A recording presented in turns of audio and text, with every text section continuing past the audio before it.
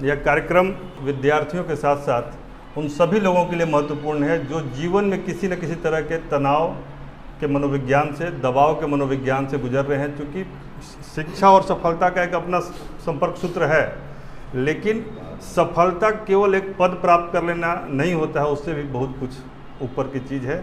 और इन्हीं विषयों पे हम लोग बात करेंगे। सफलता का यदि सारांश में कहा जाए तो यही है कि not only strike while iron is hot but make it hot by striking. लोहा जब गर्म हो तब चोट सभी करते हैं, लेकिन कुछ चोट ऐसा था कि मारते मारते ही गर्म कर दीजिए। तो ऐसा भी करना चाहिए, और ऐसा ही करने वाले को हम बुला रहे हैं। हमारे मित्र समीर परिमल शिक्षक रहे और बहुत अच्छे कवि हैं, कई किताबें लिखी। दिल्ली चीखती है, मैंने इनकी किताब पढ़ी है और उसमें इनकी गज़लें चीखती हैं। और उसके बावजूद शिक्षक रहते हुए इन्होंने अपने एस्पिरेशंस को नहीं मरने दिया, और बीपीएससी जब 5-5 साल में एक एग्ज़ाम लेता था तब भी यह दे देते थे, और ये 2-3 एग्ज़ाम देने में 10-12 साल निकल जाते थे। लेकिन इन्होंने अपने आखिरी प्रयास में, आखिरी समय में जाकर कमिश्नर जैसा पद पाया, और आज ये बिहार के राज्य कर के उपायुक्त हैं। ऐसे इसीलिए इनके लिए मैंने कहा कि not only strike while iron is hot but make it hot by striking. तो ऐसे ही स्ट्राइकर को हम बुला रहे हैं, mister Sameer Parimal, please welcome.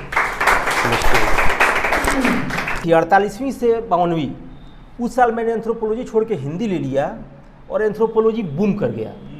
जितने लोग एंथ्रोपोलॉजी रखे तो सब लोग मेंस क्वालिफाई कर गए, और हिंदी उस बार सबसे खराब गया, मैं फिर फेल कर गया। लेकिन मैंने कहा कि अब मैं हिंदी लेके ही पढ़ूंगा, क्योंकि हिंदी से बहुत लगाव रहा है और हिंदी में लिखना पढ़ना होता रहा है। तो फाइनली मैंने हिंदी रखा। तो 53 से 55 में मैंने फिर मुख्य परीक्षा पास कर लिया, फिर इंटरव्यू दिया, और इंटरव्यू देने के बाद से रिजल्ट का वेट हम लोग कर रहे थे। कुछ कोर्ट में मामला था। 15 अगस्त को शाम में खबर आई, 2013 15 अगस्त को शाम में खबर आई कि रिजल्ट की तैयारी हो रही है। हम लोग बेचारे कि 15 अगस्त को छुट्टी होती है, रिजल्ट की तैयारी क्यों हो रही है? तो पता चला कि बीपीएससी में सारे पदाधिकारियों को, कर्मचारियों को बुला लिया गया है, अंदर से ताला बंद कर दिया गया है, खाने पीने की व्यवस्था अंदर की गई है कि रिजल्ट रात में बना देना है। और 16 अगस्त मेरा बर्थडे था, और मैं टीचर था यहीं गवर्नर हाउस कैंपस में, एक विद्यालय है इसी में। तो मैं तो 16 को मैं सवेरे स्कूल आया, और स्कूल में आके तुरंत बीपीएससी पहुंच गया गेट पर। पता चला कि आज रिजल्ट निकल जाएगा।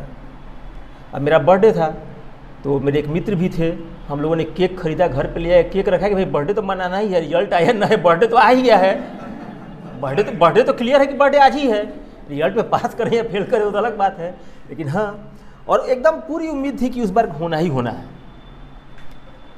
और फाइनली शाम में जब रिजल्ट निकला, हम शाम में गेट पर पहुँचे थे, तो मेरे मित्र गए देखने के लिए। बहुत भीड़ में हम जाते नहीं हैं, तो हम गाड़ी में बैठे हुए थे। वो गए, उनको नहीं मिला, फिर 1-2 जगह फ़ोन लगाया गया, क्लियर हो गया कि रिजल्ट नहीं हुआ है। और घर पे केक रखा हुआ था। अब यहाँ से मैंने घर पे फ़ोन किया कि मैं आ रहा हूँ, तो घर पे मेरी पत्नी थी, वो पूछी कि रिजल्ट का क्या हुआ? मैंने कहा कि नहीं हुआ। तो वो रोने लगी। अब घर पे हम गए तो सारे लोग रो रहे थे, हम गए कि कहीं हम केक काटेंगे अभी, है ना। कई चीज़ें होती हैं, देखिए अपने अंदर क्या बीत रही है ये अलग बात है, लेकिन सामने वाले की भावनाओं को देखना है ना। सामने अगर हम भी उतनी दुखी हो जाएंगे, मैंने घर वालों को समझाया कि क्या ज़रूरत है, नौकरी है, और पदाधिकारी बनना आपका साध्य नहीं है, ये साधन है, जीवन का साध्य। ये थोड़े ना है कि हम अफसर बन गए तो हो गया, पूरा जीवन कट गया, ऐसा कुछ नहीं है। जीवन का उद्देश्य बहुत बड़ा होता है। ज़िंदगी एक बहुत बड़ा प्रोजेक्ट है, इससे बड़ा प्रोजेक्ट कुछ है नहीं। तो एक साधन है कि हम अपनी ज़िंदगी में कुछ कर सकते हैं, कुछ कर सकने के लिए हमको पावर मिलता है वहाँ से, और आर्थिक रूप से भी मजबूत हो पाते हैं। अपने परिवार को, अपने समाज को, अपने देश को, राज्य को, सबको देख सकते हैं अगर हम पदाधिकारी बनते हैं तो ये है। तो ये सब चीज़ें हुई। फिर 56 से 59 में मैं फॉर्म ही नहीं भर रहा था। कुछ मित्र लोग बोले कि फॉर्म भर दिया जाए, साथ में चलेंगे एग्ज़ाम देने के लिए। फॉर्म भर दिए, मुजफ्फरपुर सेंटर पड़ा, अपनी गाड़ी चलाते हुए सब दोस्तों के साथ गए, एग्ज़ाम दे के आए। पता नहीं कैसे सिलेक्शन हो गया। फिर प्रीलिम्स में पढ़ाई बिल्कुल नहीं किए हम। पढ़ाई, मेरा मानना है, ये आपको लोग बताए थे सर के सामने, निमेश जी बहुत जानकार आदमी हैं, कि प्रीलिम्स की तैयारी एक बार होती है। तो इसमें मामला ये है कि आपको चावल से कंकड़ नहीं चुनना है, कंकड़ में से चावल चुनना है। इसलिए आप लोग निमेश जी को जरूर चुन लें। एक बार आपने अच्छे से तैयारी कर ली तो जीवन में प्रीलिम्स फेल नहीं कर सकते हैं। लेकिन अगर तैयारी कर ली तो ऐसे पास करने के लिए तो कोई भी कर सकता है, हो सकता है कि हम आँख बंद करके ऐसे करते जाएँ और सब सही हो गया हो, वो अलग बात है, वो किस्मत की बात है।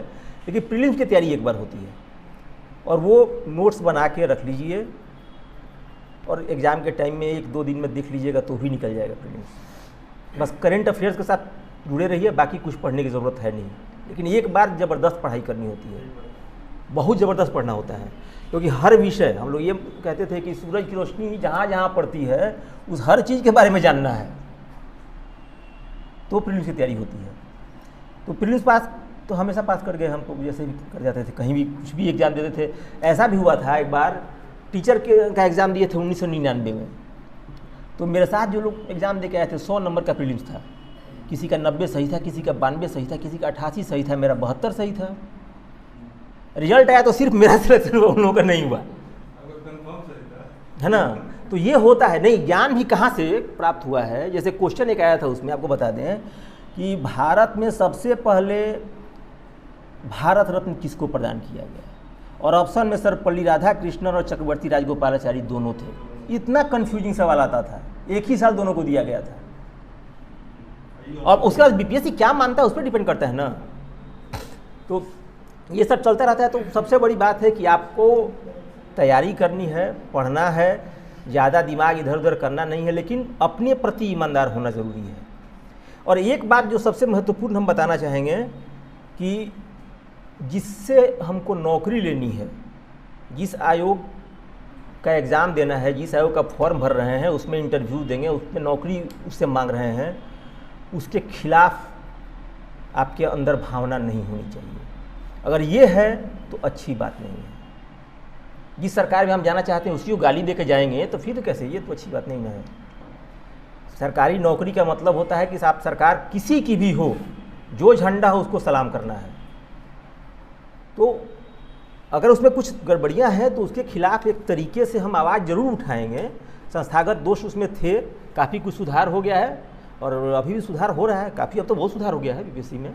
हम लोग बहुत सारा दौर देखे हुए हैं, जब सीधे पैसे लेके चयन होते थे, जाति पूछी जाती थी, वो सब भी दौर रहा है। लेकिन अब ऐसा कुछ नहीं है, अब काफ़ी अच्छा हो गया है। तो यही है, और ईमानदारी से पढ़ाई हो, अपने प्रति ईमानदार होना ज़रूरी है।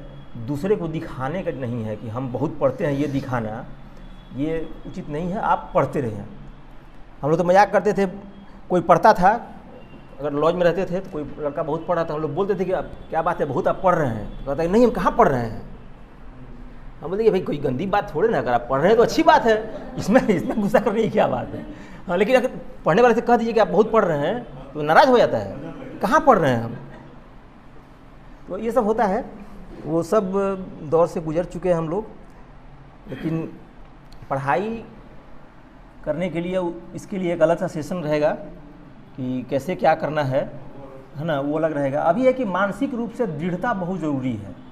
हमको कोई फ़र्क नहीं पड़ा, एक मन में था कि ज़िंदगी चल रही थी, है ना, ऐसा कुछ नहीं है कि पैसे की बहुत कमी हो गई है या कुछ, लेकिन मन में था कि मैंने पहली बार एग्ज़ाम दिया, क्वालिफाई किया और फाइनल रिजल्ट नहीं हुआ तो होना चाहिए।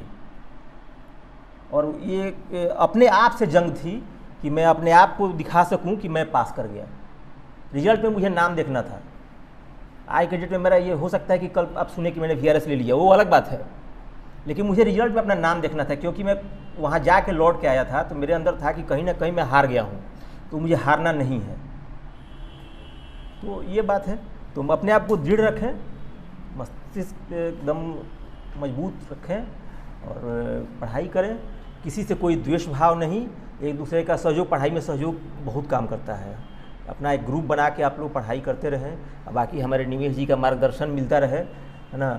और एक बात और कि बहुत सारे कोचिंग सब, बहुत सारे यूट्यूब और ऑनलाइन ऑफलाइन बहुत सारी किताबें हैं, तो ये बहुत कठिन काम होता है। जैसे वही क्वेश्चन था कि सर्वपल्ली राधाकृष्णन और राजगोपालाचारी में कौन, आप 5 किताब खरीदिए, 5 में अलग अलग मिलेगा। 3 आदमी को मिला था उस साल एक साथ 1954 में। तो ये बहुत दिक्कत है। यहाँ का अवसर कुछ और है। तो अरे रोज़ ही उत्सव होता है। मेरा मानना है कि जीवन का हर पल उत्सव है। आज मैं यहाँ भाषण दे रहा हूँ, कल आप कुछ और अरेंजमेंट कर सकते हैं, लेकिन ये क्षण दोबारा नहीं आने वाला है। तो ये जीवन का सबसे इम्पोर्टेंट पल है। आप आज मेरे पास हम लोग बैठे हुए हैं सब लोग, कल कौन कहाँ रहेगा, कैसे रहेगा, कोई नहीं जानता है। तो हर पल को एक इवेंट के रूप में हम समझते हैं और उसको एंजॉय करते हैं, चाहे कुछ भी हो, कोई भी पल हो। तो सुने के जागती आँखों में कुछ सपने लिए आ जाइए, जागती आँखों में कुछ सपने लिए आ जाइए, हम जलाएंगे उम्मीदों के दिए आ जाइए। जागती आँखों में कुछ सपने लिए आ जाइए, हम जलाएंगे उम्मीदों के दिए आ जाइए। सीख लीजिए मुश्किलों में खिलखिलाने का हुनर, सीख लीजिए मुश्किलों में खिलखिलाने का हुनर। लब पे गम की दास्तां मत लाइए आ जाइए। और बीपीएससी में जब मुख्य परीक्षा दी जाती है तो उसमें सादा कॉपी होता है, उसके दोनों तरफ हाशिए छोड़ने होते हैं। एक तरफ क्वेश्चन नंबर लिखते हैं हम लोग, एक तरफ बिल्कुल कुछ नहीं लिखना होता है, उस पर वो लोग मार्क्स देते हैं। तो मैंने शेर कहा कि जागती आँखों में कुछ सपने लिए आ जाइए, हम जलाएंगे उम्मीदों के दिए आ जाइए। दास्तां लंबी है पन्ने कम हैं, उस पर शर्त ये। दास्तां लंबी है पन्ने कम हैं, उस पर शर्त ये। छोड़ने दोनों तरफ हैं हाशिए आ जाइए। धन्यवाद।